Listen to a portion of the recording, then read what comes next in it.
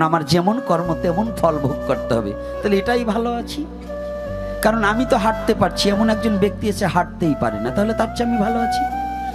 আমি পৃথিবীটাকে দর্শন করছি, এমন একজন ব্যক্তি আছে পৃথিবী কেমন সে দেখতে পাইনি, তার চেয়ে আমি ভালো আছি। আমি হাত দিয়ে ধরে খেতে পারছি, এমন একজন ব্যক্তি আছে তার দুটো হাতই নেই, তার চেয়ে আমি ভালো আছি। এমন একজন ব্যক্তি আছে সে শুনতেই পায় না, আমি সব শুনতে পাই, ওই খারাপ কথাটাও শুনতে পাই, ভালো কথাটাও শুনতে পাই, তাহলে তার চেয়ে আমি ভালো আছি। তাহলে আমি ভালো আছি না মন্দ আছি? তাহলে কেন আপনারা তো বেশি ভালো নয়, রাস্তা দিয়ে হাঁটা করলে দাদা কেমন আছেন, না ভালো না, মজাই তো তাহাতে কি কই একটু বাজার করতে যাচ্ছি, বাজার করে আনার ক্ষমতা আছে, কয় ভালো নাই। তাই ভালো নাই কি করে? বাজারে এইখানে পথ হেঁটে যেতে পারো, তখন কিছু হয় না, চার কাপ খাতি পারো, ওখানে যে কফি খাতি পারো, তাতে কোনো দোষ নেই। দোষ হয়েছে ভালো নাই। ভগবান বললেন যারা ভালো থাকতেও বলবে আমি ভালো নেই, ওরে আমি এমন শাস্তি দেবো আর ভালো থাকতে পারবে না। যে ছেলেকে বাবা প্রতিদিন 20 টাকা করে দেয়, মনে করেন 20 টাকা কিংবা 100 টাকা দেয়, আজকাল 20 টাকায় হয় না, ছেলেদের 100 টাকা করে ধরে বায়না। তো এইবার প্রতিদিন যদি ছেলে বলে না আমার বাবা কিচ্ছু দেয় না, এখন জিজ্ঞেস তোর বাবা টাকা দেয় না, কই না আমার বাবা টাকা দেয় না, এই কথা যদি বাবার কানে যায় যে আমি প্রতিদিন 100 টাকা করে দেই, ছেলে একেবারে সবার কাছে বলে আমার বাবা টাকা দেয় না, ওই বাবা কি আর টাকা দেবে? হ্যাঁ, কেন দেবে না? ছেলে আমার মিথ্যাবাদী হয়ে গেছে, ওকে যতই দেই ও না ছাড়া আর বলবে না। তো ভগবান বললেন তোদেরকে আমি এত ভালো রাখার পরেও তোদের সুখ তোদের মনের মতো হয় না, আমি এত ভালো রাখার পরেও বলিস আমি তোদেরকে ভালো রাখি না, তাহলে তোদের এমন যন্ত্রণা দেব তোরা আর ভালো থাকতে পারবি না। রাধে রাধে।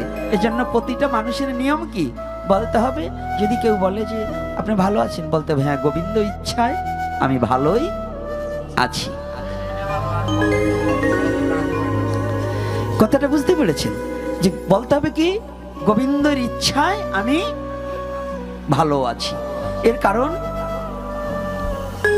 আজকে একটা ওই ছেলেটার ফোনটা ও রেখে গেছে, তো রেখে যাওয়ার পরে আমি একটু ওই দরজা সরাতে সরাতে দেখতে পাচ্ছি চরম একটা জিনিস দেখে আমি একাকী বসে বসে না জানি মনের অজান্তে দুফোঁটা চোখের জল পড়ে গেল। এর কারণ হচ্ছে অভয়চরণ ভক্তিবেদান্ত প্রভুপাদের একজন তৎপ্রিয় শিষ্য, বাঙালি নন বাঙালি, স্বামী জয় পতাকা গুরু মহারাজ বেডে শুয়ে আছে, হাত পা লড়াতে পারছে না, মুখখানা বাঁকা হয়ে গেছে। ওই শোয়া অবস্থায় বলছে নিতাই গৌরাঙ্গ, নিতাই নিতাই গৌর গৌর নিতাই গৌরাঙ্গ।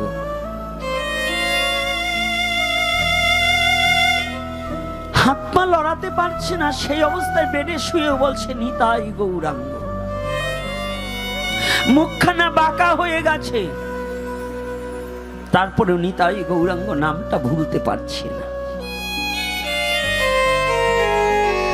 আমার সবচেয়ে দুঃখ, হরিকথা আর কি বলবো, আমার এখানে আজকে একটু যন্ত্রণা হয়েছে। প্রাচ্য দেশে যার জন্ম, যারা গৌর কি বস্তু চিন্ত না, বৈষ্ণবের কৃপায় কি হয়, সদ্গুরুর কৃপায় কি হয়,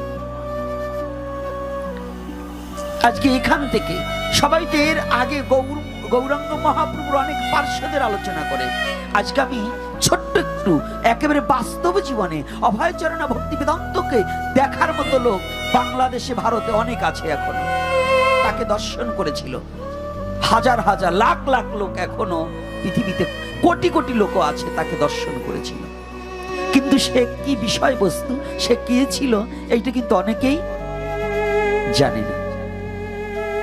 আমি এখানে একটু টার্স করে দুটো কথা বলতে চাই। হরিকথা তো ভগবানের লীলা তো বহুবার বলেছি, আজকে ভগবানের ভক্তের লীলায়, ভগবানের ভক্তের পরশে কি হয়, এটা একেবারে বাস্তব জীবনের একটু নিদর্শন দিয়ে দুটো কথা বলছি।